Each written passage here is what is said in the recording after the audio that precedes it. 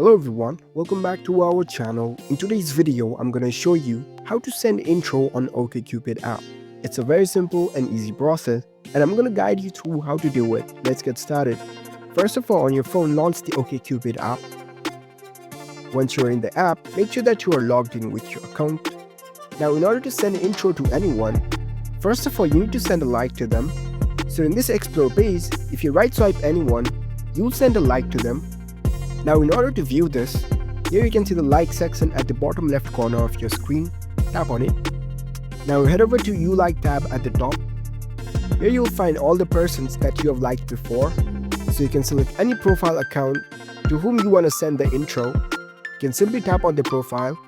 It will open up their profile page. And at the bottom right corner of your screen, you can see the message icon. Tap on it. Now tap on the Say Something field. Now here you can type your intro and send to them. You can only send the intro once, so make sure you write it perfectly, as this will be the first impression of yours.